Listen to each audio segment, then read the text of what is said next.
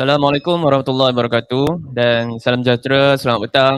Saya ucapkan kepada tuan-tuan dan puan-puan dan sidang pengunjung yang berada di Reruai Majlis Penerbitan Ilmiah Mapim pada hari yang ke-8 bagi Pesta Buku Antarabangsa Kuala Lumpur di World Trade Center Kuala Lumpur, kita di Aras 4.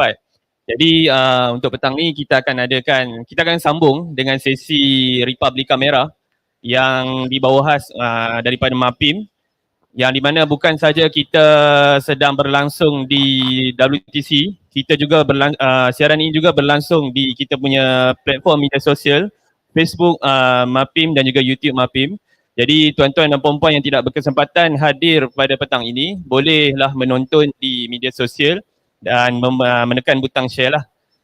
Jadi untuk makluman secara ringkasnya, sesi Republika Merah ni merupakan sesi bual bicara buku yang biasanya kita ketengahkan buku-buku yang diterbitkan oleh penerbit-penerbit universiti. Biasanya kita menjemput penulis lah untuk berkongsi tentang buku yang ditulis dan sebagai medium orang kata pembudayaan ilmu dan juga promosi kepada penulisan yang dibuat oleh penulis. Jadi pada hari ini kita sangat berbesar hati, kita menerima kunjungan daripada penulis buku terbaru daripada penerbit University Sains Malaysia, imprint US yang popular yang bertajuk From Surviving to Thriving, tulisan daripada Puan Sharifah Nadirah, dan juga ni ada husband ni Cik Anas Cik Anas juga yang turut membantulah sama dalam penulisan beliau. Jadi untuk makluman tuan-tuan dan puan-puan, buku ni secara ringkasnya membawa tema self-healing lah. Ini antara buku self-healing pertama penerbit Universiti Sains Malaysia. Dan secara ringkasnya setelah saya sempat baca beberapa muka surat di dalam buku ni, dia bukan sahaja sebenarnya untuk mengajak orang untuk berdamai dengan kekecewaan yang dialami, tapi juga mengajak untuk orang-orang yang berada yang tengah survive dengan kesusahan, kekecewaan, duka dan sebagainya, sebenarnya boleh bangkit menjadi seperti orang biasa dan menjadi luar biasa. Jadi ini merupakan buku yang fully penulisan dalam bahasa Inggeris lah. Okey. Jadi saya rasa mungkin kita tanpa membuang masa, saya perkenalkan sedikit pengenalan biodata penulis kita pada hari ini, iaitu Puan Sharifah Nadirah. Beliau merupakan penulis sepenuh masa, aktif dalam penulisan kreatif dan banyak menerbitkan buku. Saya difahamkan lebih kurang 14 buah e-book sebelum ini diterbitkan, dan 3 judul secara swaterbit, secara fizikal dan salah satunya buku yang mendapat antara best seller lah, saya difahamkan sebelumnya dengan satu penerbit Putih Press Iman Publication. Minta maaf. Okay, Iman Publication. Dan hari ini kita sangat bertuah Puan Sharifah ni ada di hadapan untuk kita bincangkan tentang buku terbaru. Dan hari ini Encik Anas juga bersama kita. Encik Anas saya sebangkan antara co-writer jugalah dalam beberapa buku beliau sebelum ni, dan sangat aktif dalam terutamanya menyedarkan publik berkaitan dengan ilmu-ilmu berkaitan dengan mental health dan pengendalian stres dan sebagainya. Jadi kita sangat bertuah lah. Jadi saya rasa tanpa membuang masa lagi, saya mungkin akan ajukan soalan pertama lah pada panel kita, Puan Sharifah. Jadi Puan Sharifah mungkin boleh berkongsi sedikit lah berkaitan bagaimana seseorang yang berada dalam kesusahan, struggle ni, yang rasa dirinya sentiasa tak boleh, tapi sebenarnya dia mampu sebenarnya untuk menyinar dan bangkit. Mungkin boleh kongsikan sedikit lah daripada Puan Sharifah. Ada?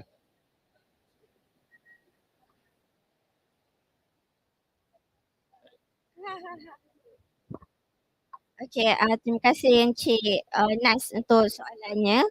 Okey, jadi macam mana untuk seseorang untuk daripada survive dia thrive. Jadi sebenarnya buku saya ni saya write memang fully in English. Jadi saya memang akan interchange language lah antara Malay dengan English sebab dia punya orang kata ideas dan concept of the book itself memang fully in English. So memang there will be moments yang saya akan cakap fully in English and also boleh juga tukar kepada Malay. So macam how does a person survive So macam kalau based on this book itself, it actually address the needs, the human needs of a person or a soul. Because nowadays if we can see most people are actually prioritizing other people more than ourselves. They are actually addressing the other people's needs more than our own needs. And when we talk about needs, it is not the needs which is related to desire or extra needs such as going to shopping, going for massage or going for facial, but it is actually the basic and essence of the human needs, where this idea comes from the Maslow hierarchy. This is a well-known scholar in the psychology field itself. So he addresses that we have 5 human needs to be addressed, which is firstly the basic need, which is we have to have food, enough food to be nourished and also rejuvenated, and we need to have shelter, and also we need to also go through reproduction. And as it goes above the pyramid itself, next is the need of safetyness and also protectiveness. So we need to feel safe. We need to have a safe environment in order to survive and also thrive. So that is the second. And the next one is love and belongingness, which is we need to find a good and also healthy circle for all of us to survive and also thrive. And the last one is self transcendence, when and also self-actualization, when after all of these needs are all covered. So this is actually the essence of the book itself. So back to Encik Nas' question. So how does a person survive in order to thrive? So in this book, I would like to relate to the early concept that I have mentioned, which is the Maslow hierarchy. So, in order for us to survive, we need to know our own needs. We need to address, and we need to also work on to fully know what we actually need in life, and not only by prioritizing other people's needs, but also knowing what we actually need. So, from there, when we have been fully healed by all of these things, then from there we can thrive. So that is actually the answer. Thank you. Terima kasih kepada Puan Sharifah, dan saya sangat suka sebenarnya dengan poin yang menyatakan untuk kita berada dalam memilih circle yang betul untuk kekal berada dalam kata apa, self healing yang bagus lah. Sebab kadang-kadang kita faham setiap manusia yang berada di dunia ni dia ada pelbagai perangai, attitude, dan sometimes benda tu mungkin biasa pada dia tapi tidak pada orang-orang yang pada kita. Kita merasai benda tu, dan memilih circle yang baik adalah langkah yang betul lah sebenarnya untuk terus bangkit. Okey, jadi seterusnya saya ingin mengajukan soalan kepada Encik Anas. Encik Anas mungkin boleh berkongsi sedikit lah, apakah yang boleh, bagaimanakah Encik Anas discover sifat manusiawi itu sendiri di dalam diri Encik Anas? Mungkin boleh berkongsi kepada masyarakat yang sedang menonton ni. Silakan. Bismillah. Assalamualaikum warahmatullahi wabarakatuh. Berkenaan soalan tentang macam mana kita nak discover manusia dalam diri kita. Okay, the nature of man, macam mana kita nak discover manusia itu, ahli falsafah dia banyak pandangan berkenaan dengan isu ini. Malah dalam kalangan ulama pun dia ada banyak pandangan berkenaan apa yang dikatakan sebagai esensi dalam manusia itu sendiri kan. Tapi bagi saya, yang saya rasa esensi bagi seorang manusia itu kita panggil sebagai sifat kasih sayang atau rahmah. Dan benda ni yang di-share dalam semua agama, kalau dapat dilihat. Rahmah dalam kata lain adalah compassion. Kalau kita tengok, setiap dalam agama ada yang dikatakan namanya konsep golden rule. Apa maksud konsep golden rule ni? Maksud meletakkan kita ke dalam kasut orang lain, to feel each other. Dan konsep compassion ni berbeza dengan konsep empathy. Empathy, kita memahami orang itu perasaan dia macam mana, memahami secara dalam perasaan dia, pemikiran dia. Tapi compassion, what action do we take in order untuk menolong untuk orang lain. Malah dia transcend konsep empathy itu sendiri. Dan konsep compassion, rahmah tu, dan kita tengok ia juga dizahirkan dalam Quran. Banyak kali Allah sebut dalam Al-Quran, which is perkataan Ar-Rahman. Ar-Rahman itu sendirilah. Dan Ar-Rahman, perkataan ini diraih daripada dalam bahasa Arab daripada perkataan rahmah. Yang saya sebut sebagai tadi ialah compassion ataupun kasih sayang bahasa Melayu dia. Dan benda ni saya rasa andai kata manusia betul-betul memahami, mendalami dengan penuh keyakinan dan menghayati yang saya maksudkan sini bukan bermaksud sekadar just kita rasa kesian, rasa macam dan empathy. Dia bukan setakat macam tu. Menghayati apabila kita, dan kata nama lain dia, mendarah daging dan membumi. Itu maksud saya menghayati. Dan konsep rahmah ini, konsep rahmah pada diri kita, berkasih sayang, kita kesian pada diri kita yang memerlukan pertolongan, yang memerlukan pengharapan dari hidup, dan juga bersikap kasih sayang dan rahmah pada sekeliling kita. Sekeliling kita bukan setakat pada orang lain, bahkan makhluk-makhluk yang ada sekitar kita, haiwan, bumi, tumbuh-tumbuhan, semua sekali. Dan sebab itu Nabi ini dikisahkan, dipanggil sebagai dalam Quran, wa ma arsalna illa rahmatil alamin, dan tidak aku turunkan engkau mereka menjadi rahmah kepada sekalian bumi, termasuk tumbuh-tumbuhan dan semesta alam. Dan saya rasa konsep ini resonate dengan semua sekali. Dan kalau kita dapat melihat bagaimana Rasulullah SAW itu, dia berdakwah dan menyampaikan risalah Islam ini di atas muka bumi ini, semuanya dengan esensi rahmah itu sendiri. Dan saya rasa inilah yang saya teramat terdalam rasa berkenaan kemanusiaan itu, iaitu ada sifat rahmah. Jadi itu saya bersikap manusiawi mesti wajib bersikap rahmah. Allah alam. Baik, terima kasih kepada Encik Anas atas perkongsian bagaimana untuk menjadi seorang yang untuk discoverkan sifat manusia tu ada dalam diri. Yang saya highlightkan tadi adalah berkaitan dengan poin bukan kita melimitkan sifat ihsan dan rahmah tu kepada manusia semata-mata, tetapi juga kepada sekalian makhluk, tak kira makhluk hidup ataupun makhluk yang tak hidup lah, sama ada yang diciptakan oleh Allah SWT itu sendiri. Okey, baik. Sikit iklan lah untuk semua penonton dan sidang pengunjung yang ada di Reruai Majlis Penelitian Ilmiah. Untuk makluman tuan-tuan dan puan-puan, kita sekarang sedang bersiaran langsung bagi sesi Republika Merah, bagi sesi meet and greet bersama dengan penulis SHARIFAH NADIRAH dengan buku terbarunya From Surviving to Thriving, di mana buku ni tersebut membawa konsep self-healing dan mengajak untuk orang terus bangkit daripada sifat rasa kekecewaan dan terluka lah. Jadi buku ni boleh didapati kalau tuan-tuan dan puan-puan nak dapatkan buku ini, dan pada hari ini berkesempatan juga kita akan buat kalau kata nak dapatkan tanda tangan penulis sendiri. Jadi Puan Sharifah Nadirah ada di hadapan ni. Buku ni tuan-tuan boleh dapatkan di Reruai Mapim, kita ada jual, dan kita ada letakkan di rak, boleh cari di rak Penerbit USM ya. Jadi pada siapa yang berminat untuk dapatkan, dan hari ini boleh dapatkan buku From Surviving to Thriving di rak Penerbit USM di dalam inilah Majlis Penerbitan Ilmiah Mapim punya booth. Okey, jadi mungkin kita akan pergi kepada soalan yang seterusnya untuk Puan Sharifah sekejap ya. Okey, soalan saya sebenarnya, apakah yang dimaksudkan untuk being human dari perspektif Sharifah sendiri? Mungkin boleh kongsikan sebenarnya.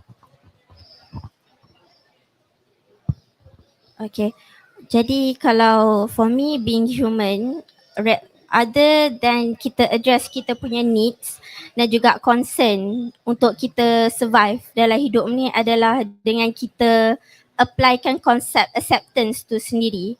Maksudnya radical acceptance, just orang kata accept things as they are while knowing that it is a tribulation from God and there will be a reward after that. After orang cakap after hardship there will be ease, which is memang cliche but it really happens in life. Jadi yang kedua saya boleh cakap self compassion juga, macam mana suami saya cakap tadi. Self compassion ni adalah something yang sangat besar for me. It's a really big thing for me because not everybody can understand themselves, even though we think that we understand ourselves. Because most of us, we struggle with our own problems in life in many areas, including our family. Ada some people, they go through family punya trauma, and then working environment yang sangat toxic, and then thirdly, kita boleh address juga, orang kata even orang-orang yang dekat, I mean students lah, university atau kat sekolah pun, they ada go through their own challenges. They need to compete untuk getting good grades, and they feel so pressured because of that. And then after that, during marriage life, macam-macam cabaran juga yang ada. And then it comes more and more after that. So as we grow up, and also in many atau any level of age, kita akan go through hardship, and that is for sure. So self-compassion ni sangat penting untuk kita know ourselves better, because when we give ourselves a chance, bila kita cuba untuk faham diri kita dengan lebih mendalam, it will give a really big meaning for the future itself. Because once we get to know ourselves, we will be able to get to know our God, our Creator. Because each and one of us, we will go through a phase which is a soul searching journey. Macam mana saya boleh kaitkan benda ni dengan Imam Al-Ghazali, which is a really inspiring story. He is like my favorite scholar. Imam Al-Ghazali, macam mana dia jumpa hakikat kehidupan dia. He went through a really long journey, and dia punya book From Deliverance of Error to Guidance is a really good book, which is really close to me. Kat situ saya belajar cerita dia. Daripada mula-mula dia jadi skeptic of everything in life. Even he doesn't even understand his own punya thinking and thought. And from there, they embark journey. Dia jumpa theologians, dia jumpa scholars and all type of people such as Sufis, and in the end dia memang jumpa dia punya hakikat dan juga origin nature dia dekat Sufis. So from there, that is like a really inspiring story untuk saya kaitkan macam mana nak memahami diri, and also to grasp the concept, idea of self-compassion, which is the story of Imam Al-Ghazali. Itulah Cik Nas. Terima kasih Puan Sharifah atas perkongsian yang cukup menarik ya. Dan saya highlightkan tadi sedikit ungkapan yang berkaitan dengan mengenali diri kita lah. Dan saya pun faham setiap kehidupan, setiap orang mengalami proses kehidupan yang berbeza. Daripada kecil, we have struggle dengan benda-benda perspektif orang lah. Especially kalau kata orang, itu bukan nak salahkan contoh parent kita lah sendiri kan. Parent kita nak macam ni, untuk kita jadi seperti itu, seperti ini, but in real life kita tak macam itu kan. Kita boleh faham lah benda tu, dan setiap jenis tu sebenarnya membawa, dan sebenarnya apa yang penting adalah tentang sebenarnya yakin dengan diri kita, tentang kita boleh buat sebenarnya, kita boleh. Kalau kita tengok orang lain sekeliling pun sebenarnya kita boleh buat benda tu. Sometimes macam dulu lah saya fikir masa zaman saya sekolah pun, saya bukanlah seorang yang boleh bercakap sebenarnya, tambah-tambah bercakap di hadapan ni lah, kita ada trauma kita sendiri kan. But in the same time kita rasa, oh sebenarnya boleh je kita buat macam sekarang kan. Sebenarnya kita boleh je lalui benda tu.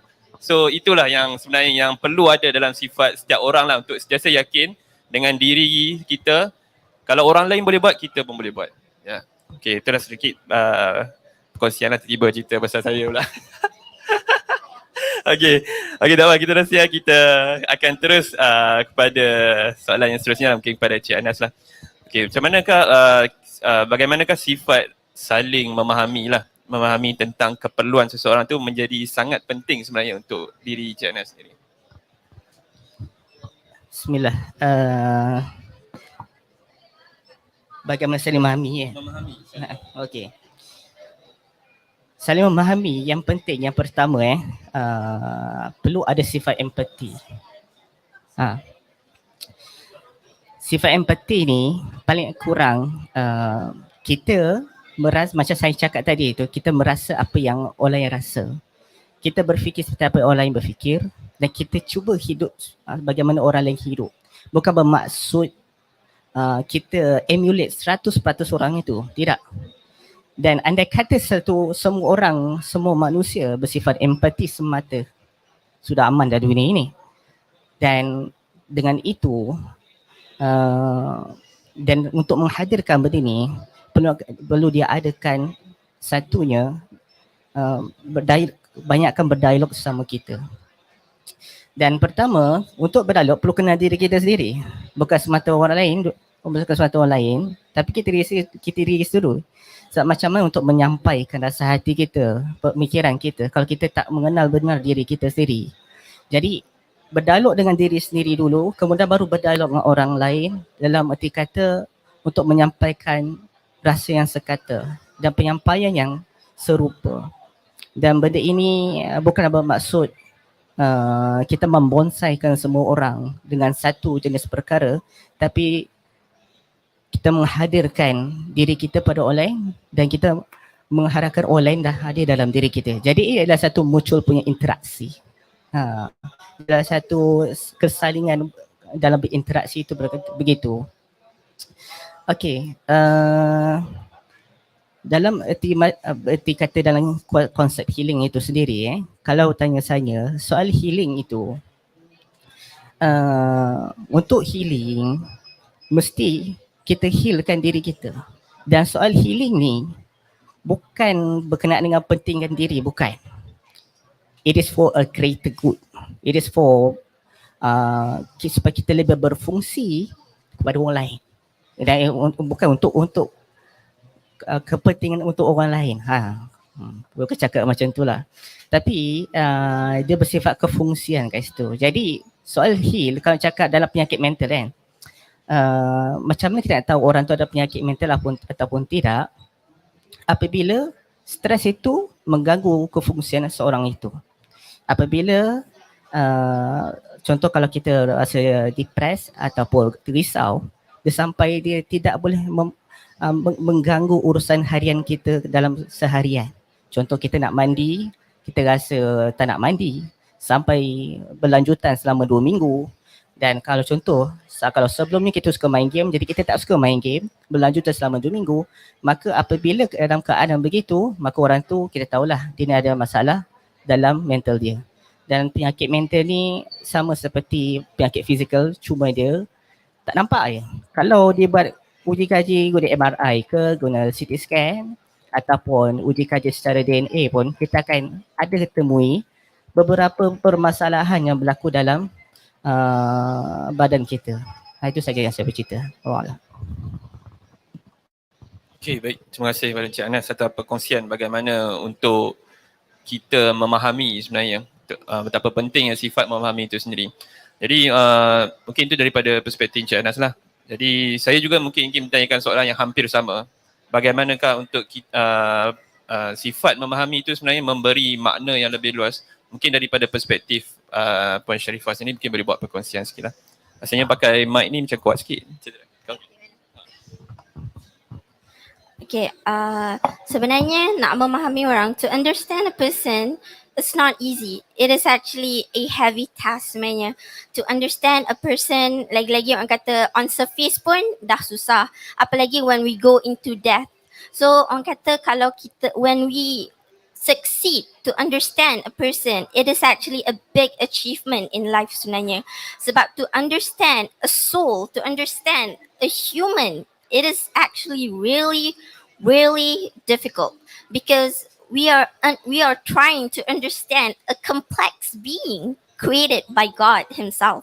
Jadinya whoever has the ability to understand a living soul, he or she himself would be really extraordinary. So in my own perspective, to understand a person is actually something that it is not my forte. It is actually more of my husband thing. Suami saya lagi lebih tahu macam mana nak memahami. Kalau saya nak kata bagaimana saya rasa dengan memahami itu, boleh, apa tadi soalan cik tadi? Mau ke penyumbang. Okay. Sebenarnya benda tu sebab saya sendiri pun sebagai seorang pesakit mental JAD dan juga OCD, I really love to be understood. So sebenarnya when we are there with a person who really in need of a friend, ataupun setidak-tidaknya we just listen to whatever the person is trying to say.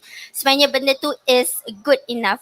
Even if you're there lending an ear, tak perlu cakap apa.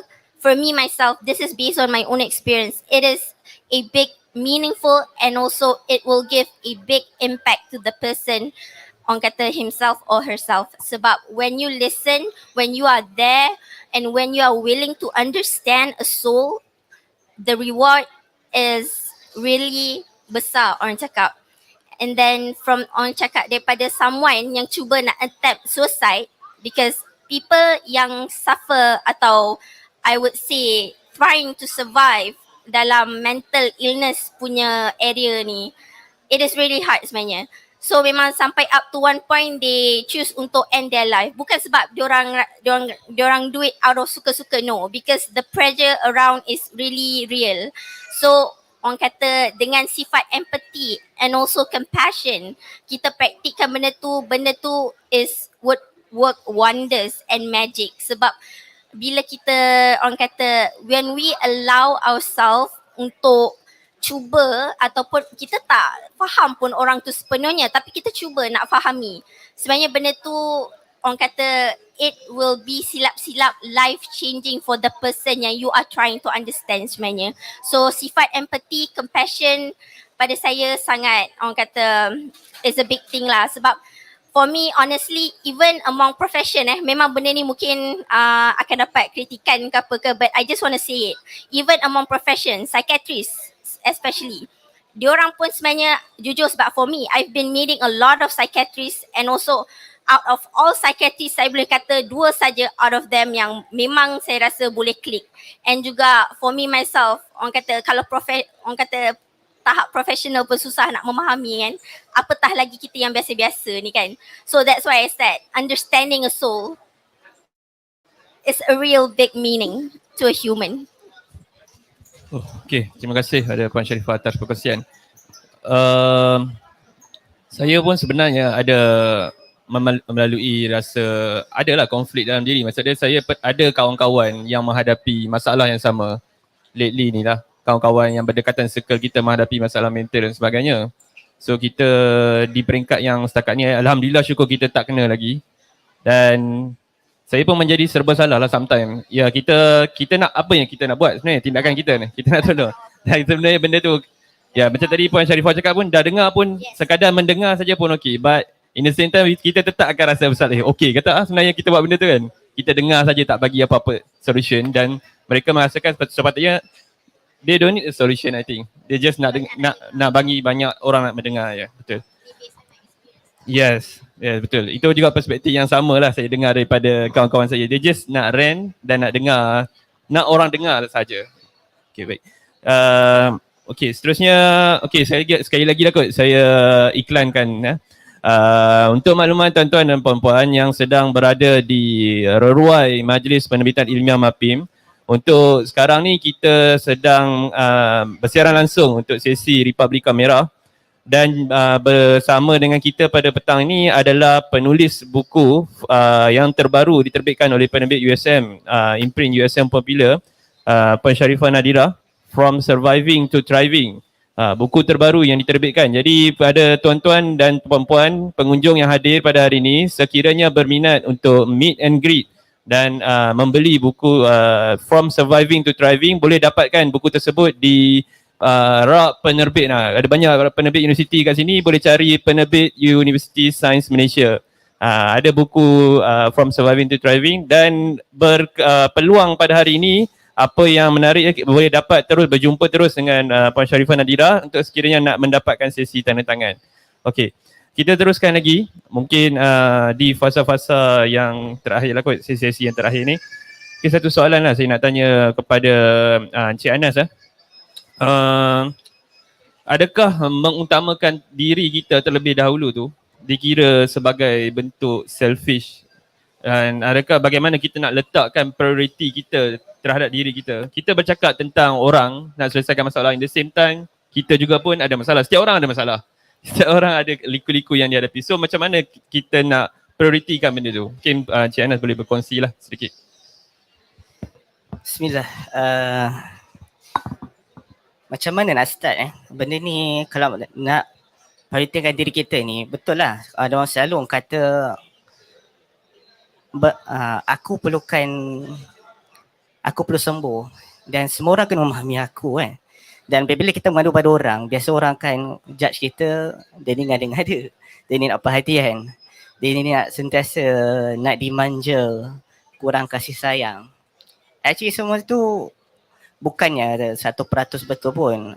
Dan sebenarnya aku kan, biasa orang macam ni, di balik dia mesti ada kisah dan di balik dia mesti ada trauma. Dan istilah judge itu sendiri istilah judge, yes, every human akan judge sama sendiri.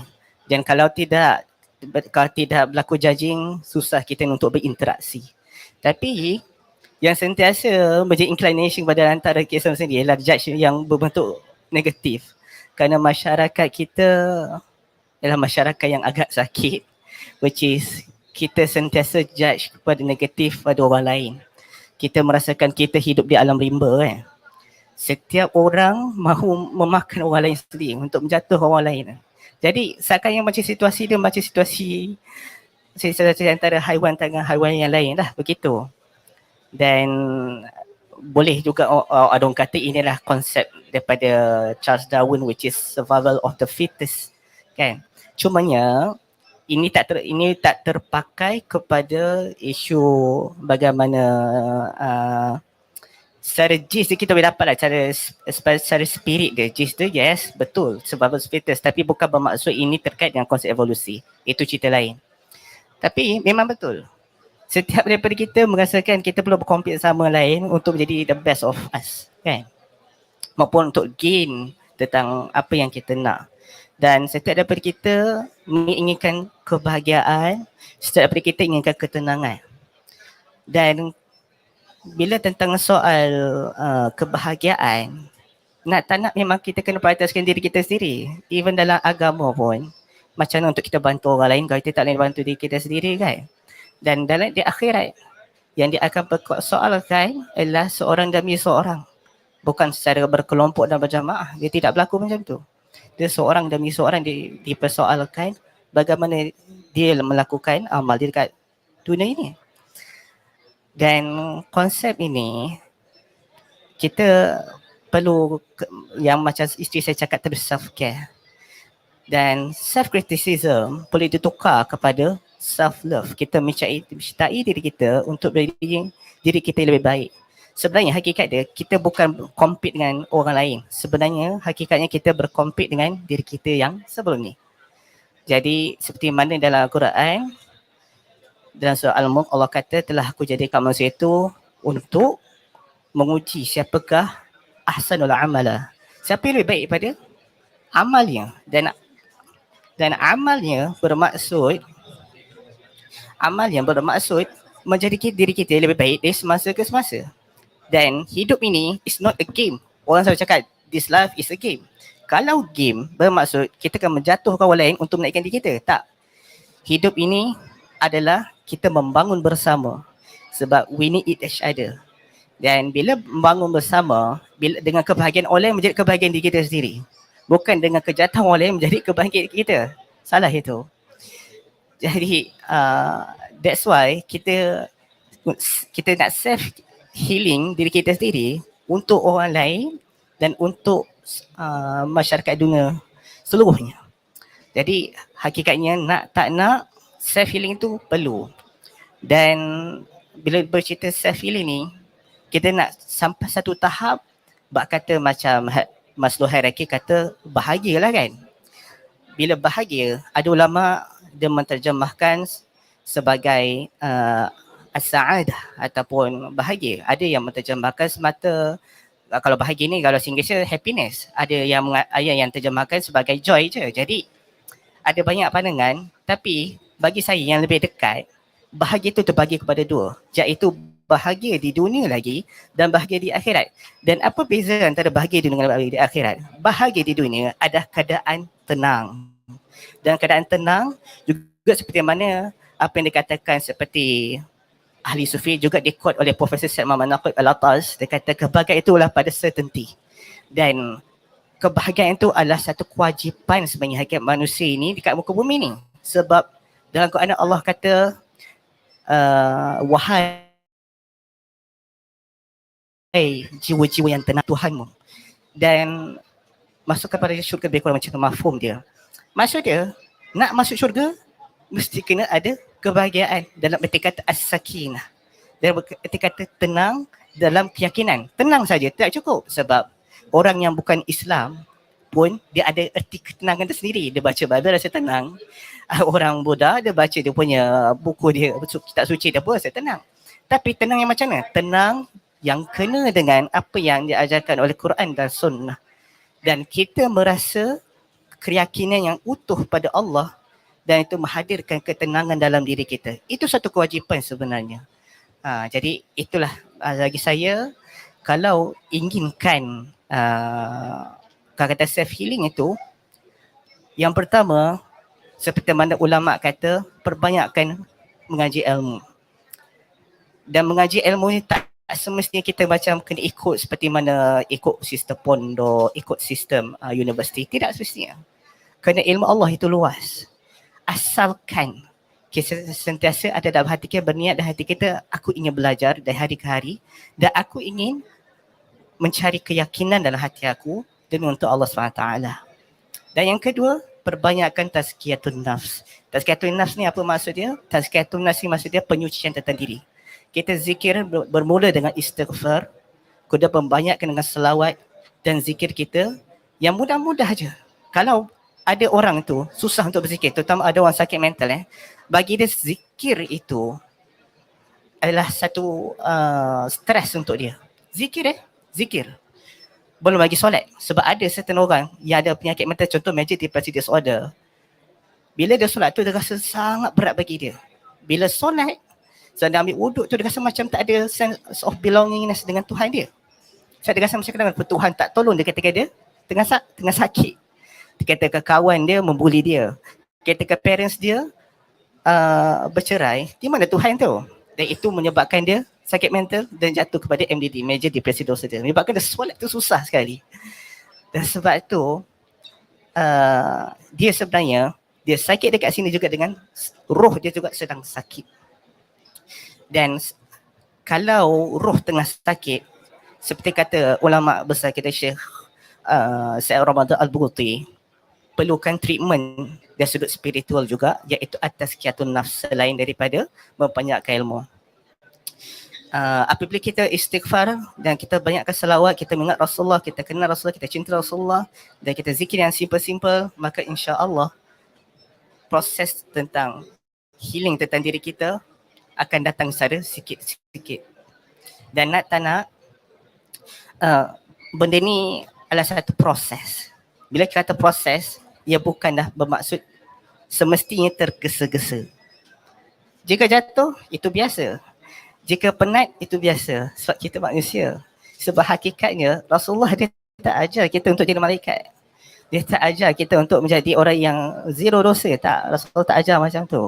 Rasulullah ajar, dosa itu adalah di atas kelemahan kita. Itu memang sifat kita. Tapi bukan kita pandang enteng. Bila kita buat dosa, Rasulullah ajar apa? Bertaubat dan tukar kepada al-khair, benda yang baik, ataupun al-bir, iaitu benda yang bersifat kebajikan. Itu yang Rasulullah ajar.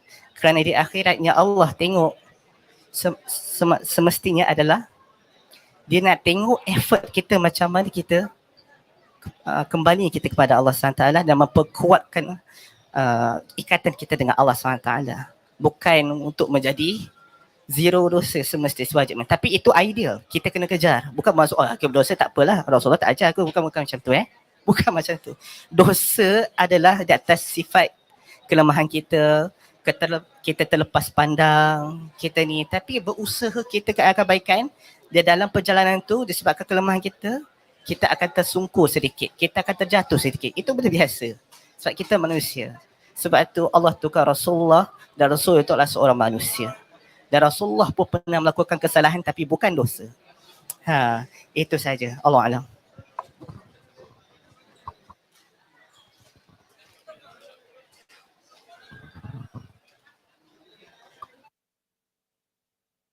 Tes. Tes. Saya nak tambah sikit soalan Encik Nas tadi. Jadi, how can we actually prioritize ourselves without being selfish?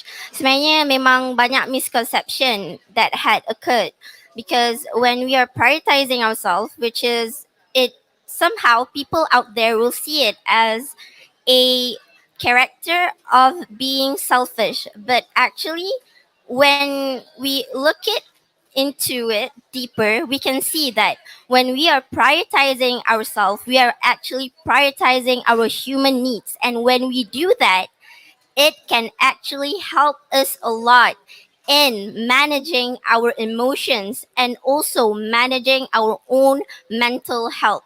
Because of we as human, we tend to give so much, and we tend to follow, we tend to stay silent even though injustice happen to us. So I think in order to live with a good mental health and also in order to survive and thrive in protecting our own human needs, we need to have boundaries, which is boundaries such as no toxicity from people out there can enter the circle of ours, which is we are in need of building a healthy circle, which from there will create a bigger and healthier community which can help each and one of us. So yes, that's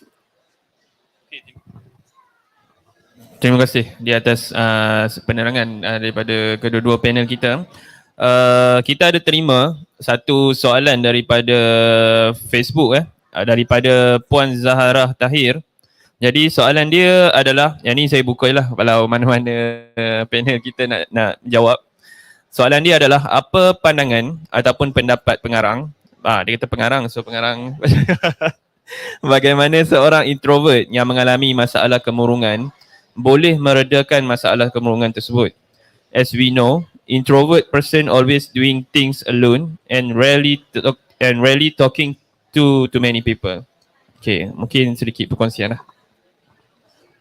To be honest, I have a lot of introverts friends. Itu memang sangat jujur. And actually introverts are highly interesting dan juga they have their own world yang extrovert orang kata tak fully explore yet. So for introverts yang ada, kalau kita, I'm speaking based on my own experience. I am not orang kata an expert. I am not someone yang orang kata ada kena-mengena dengan this field atau scholar, but I do enroll dalam psychology punya courses, which is saya ada dalam, orang kata I have dalam 6 certificates dalam psychology courses itself. So mungkin I can share a bit of my experience. Kalau when we talk about depression, saya pernah depression for more than 2 months, which is clinically diagnosed as MDD, sebab psikiatris sendiri yang salah prescribe ubat. Itu saya, maksudnya profesional tu ni yang salah prescribe ubat. And juga before that pun saya didiagnose sebagai GAD. So kalau nak kata experience about depression ni, one thing I could say, memang the first thing, saya tak boleh bagi other suggestions other than you have to seek help, which is meeting professional. But I know meeting professional is not easy like macam klik macam tu, oh dah sihat. Tak, it's actually a journey sebenarnya. To find the right, orang kata psychiatrist, psychologist, oh it is a treacherous journey, it is a difficult, struggling journey I could say. Sebab orang cakap, sebab especially in government sector, memang susah, kita patient akan bertukar-tukar, sometimes case pun tak habis ni tapi dah bertukar-tukar lagi. And juga kita tak boleh nak expect, orang kata psychiatrist ni pun treat kita macam mana kita expect lah. So tapi jangan biarkan benda-benda macam ni, sebab there is a darker side and there is also a brighter side. Sama juga macam dunia ni ada malam, ada siang kan. So jangan kita stop untuk tetap mencari just because of kita meet the wrong professionals, which is professionals yang tak align by values dia dengan dia punya oath tu. So saya just nak cakap, seek for help and jangan give up. You may meet the wrong professionals, you may meet the wrong people, doctors, nurses, or any people along the way, but don't give up, because me myself, I've been struggling in this area for almost 6 years. Dalam 6 years tu, I finally found the right one. Alhamdulillah. So itulah daripada saya. Terima kasih di atas penjelasan daripada saya berharap jawapan dan huraian daripada Puan Sharifah tadi menjawablah pada soalan yang ditanyakan. Saya suka nak highlight berkaitan dengan jawapan Puan tadi berkaitan dengan apa solution terbaik apabila kita didiagnose sebagai pesakit mental. Dan saya sangat-sangat bersetuju. The first thing adalah kita perlu merujuk kepada yang pakar. Sebab sometimes yalah saya tak ada nak cerita sebab saya tak ada masalah tu, saya takut nanti saya tak ni kan. Tapi kita waktu tersenang sakit, kita faham kita akan cuba mencari pelbagai solusi dan sebagainya. Kita akan struggle dekat situ. Tapi dan saya sangat bersetujulah bila mana point yang sebetulnya adalah menjumpa pakar. Menjumpa pakar. Even saya sangat kagum sebenarnya dengan Puan Sharifah dah pernah berjumpa pakar dan pernah tersilap diberi ubat sehingga menyebabkan mungkin lagi teruk, but it still is the first option lah, I guess, pada orang ramai untuk terus pergi pada menjumpa dengan pakar. Jadi sebenarnya saya ada satu lagi soalan. Yang ni soalan yang tak dibincangkan sebenarnya. Saya sajalah nak tanya. Mungkin apa yang Puan Sharifah buat aktiviti lah. Mungkin boleh kalau tak keberatan nak kongsi pada orang ramai aktiviti yang boleh dibuat kalau kata dia during masa lapang ke, untuk ataupun during struggle, apa yang untuk self healing, hobi, melukis ke, membaca ke sebagainya. Mungkin boleh kongsikan sedikit lah. Saya memang sama macam Cik Nas cakap, memang saya sebenarnya awalnya adalah science student. So daripada sebelum ni saya ambil field saya adalah optometri, tapi sewaktu master saya switch pada arts, which is sebelum ni saya bekerja sebagai seorang optometris, and then saya switch pada full time author, which is sebabkan environment toxic tu sendirilah, itu salah satunya. And satu lagi mental capacity and untuk also capability saya pun tak boleh go on dengan tu kan. So what I do actually, memang saya selalu, I always get overwhelmed, and what I do is that memang betul untuk kita orang kata soothe our own self based on my own experience is to do the things that we love. Passion, I know tak semua orang setuju yang mengatakan passion is everything, but for me myself, passion is my whole life. I survive with my own passion. Bila saya menulis, it is like my greatest coping mechanism, and from there orang kata I find hope, I find faith, I find love, I find belief, I find all the things that I had never found before when I was an optometry student and also an optometrist. So if you feel lonely and if you feel like you're not feeling belong in any areas of your life, I would just suggest for you to explore and also discover your own passion, or also you can start from your own interest. What do you like? And then from there, maybe, who knows, it can grow into passion. So that's for me, Cik Nas. Ya, itu serba sedikit yang dikongsikan. Poin yang baik adalah membuat sesuatu yang kita suka. Ya, saya dulu suka melukis, tapi saya tak pandai melukis. But saya merasakan dulu pada in that time, sebenarnya tak perlu pun pandai, tak perlu pun jadi seorang artis nak jadi ni. But kita buat khas untuk orang kata hobi dan tenangkan fikiran. Okey, baik, saya rasa kita dah di penghujung untuk sesi Republika Merah pada petang ni. Jadi sekali lagi saya ingin memberitahu kepada semua pengunjung dan penonton yang sedang menonton siaran langsung sesi Republika Merah Majlis Penulisan Ilmiah, sesi meet and greet bersama Sharifah Nadirah untuk buku terbaru beliau From Surviving to Thriving. Boleh dapatkan di dua lokasi. Tadi saya lupa nak highlightkan satu lagi lokasi. First lokasi untuk dapatkan buku ini boleh dapatkan di booth Mapim, Majlis Penulisan Ilmiah di Reruai Penerbit Universiti Sains Malaysia. Dan satu lagi, tuan-tuan dan puan-puan, boleh dapatkan juga buku From Surviving to Thriving di booth M-Bookstore. M-Bookstore, lokasi kalau ni di Lega Putra, Senang kalau nak cari CIMB, facing dengan CIMB, sebelah booth dengan Alif Tega punya booth tu kita punya booth lah. Jadi kalau kata nak dapatkan juga buku sesi buku From Surviving to Thriving, boleh dapatkan juga di sana. Jadi saya rasa untuk soalan terakhir lah, mungkin boleh membuat kedua-dua panel mungkin boleh memberi sedikit kesimpulan dan rumusan terhadap perbincangan kita ataupun saranan kepada masyarakat dan mungkin sedikit promosi terhadap buku ni sendiri. Silakan saya bagi pada Cik Anas dulu kot. Ya. Pakai mic saya kuat sikit.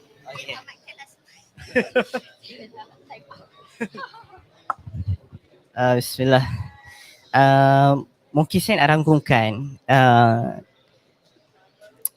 jangan skeptik dengan tema healing. Healing ialah satu benda yang diperlukan untuk semua orang. Okay, heal. Kenapa heal? Kenapa heal? Sebab kita nak kita nak sihat. Apa? Kita nak sihat secara keseluruhan diri kita. Itu kita nak. Kenapa kita nak sihat? Sebab kita nak buat benda yang lebih baik. Dan banyak benda kita boleh buat dekat atas muka bumi ini. Okay.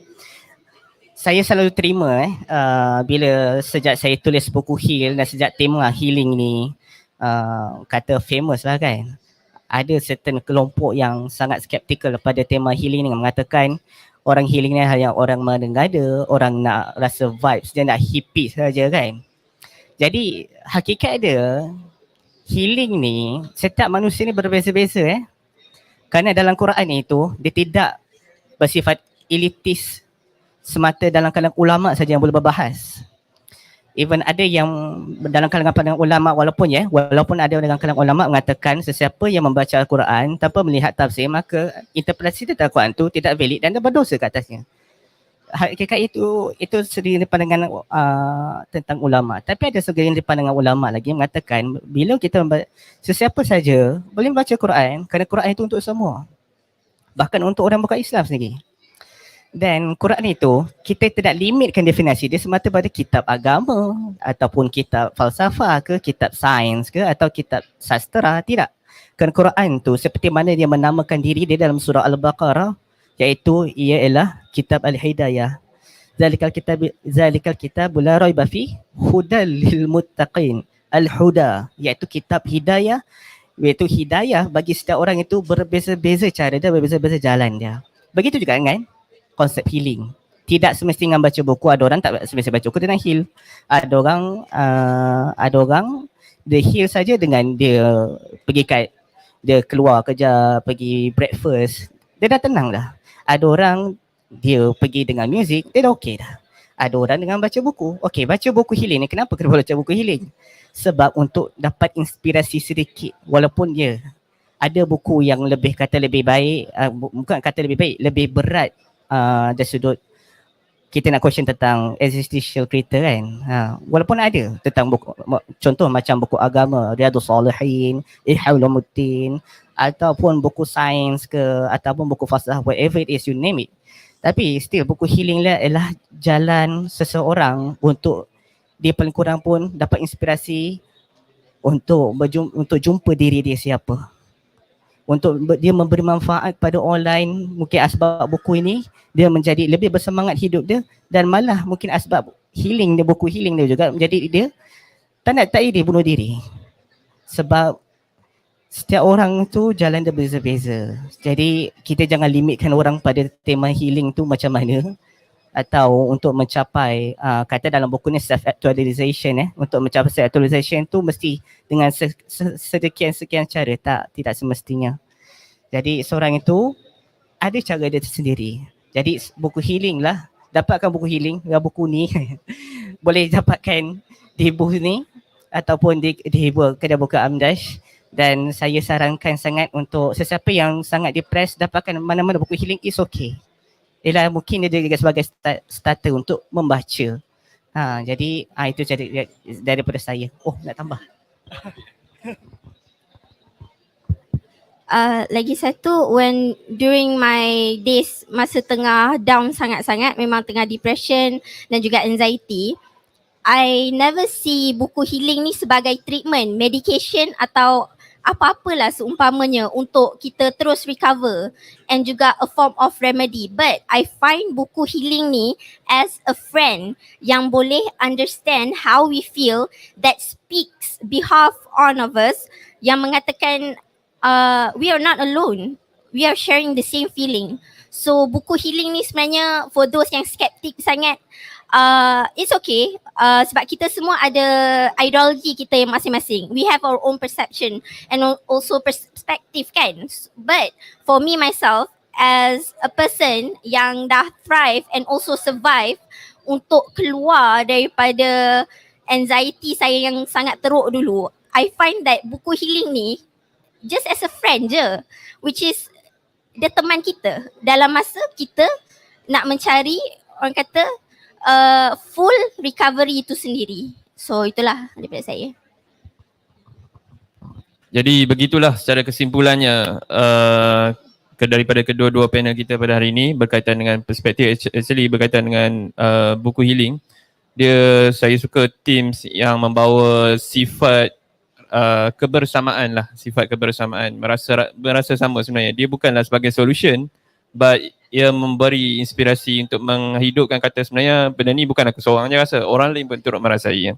Jadi saya rasa dengan tamatnya pengejahan daripada kedua-dua panel, saya mengucapkan ribuan terima kasih lah, terutamanya pada penulis Puan Sharifah Nadirah dan juga Encik Anas di atas sesi kesudian untuk hadir bagi sesi Republika Merah. Jadi pada para pengunjung yang ingin bertemu dengan Puan Sharifah Nadirah untuk nak dapatkan tanda tangan untuk buku-buku yang terbaru, boleh hadir ke depan selepas ni. Jadi saya rasa mungkin seterusnya kita akan adakan sesi tanda tangan sesi tanda tangan di hadapan. Kita ada sediakan sedikit poster untuk tanda tangan. Jadi saya silakan Puan Aidin dan Dr. Nazaruddin selaku pengarah penerbit USM untuk bersama-sama di hadapan bagi sesi tanda tangan bersama dengan penulis di poster. Sekejap. Oh, pen ada? Ada dah? Okey. Boleh? Bagi kita minta ni ambil gambar boleh?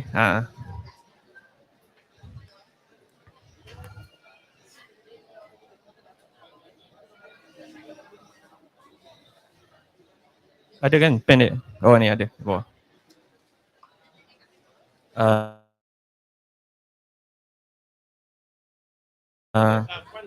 Yang boleh ni tantangan.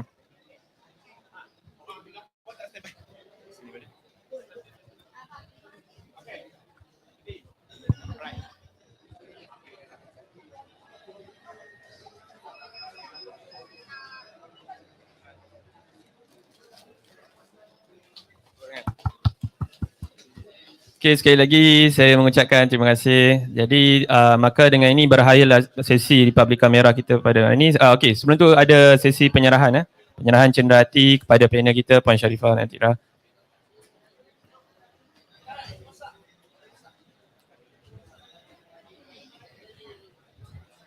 Baik, terima kasih sekali lagi kepada Dr. Nazaruddin atas penyerahan seperti tadi.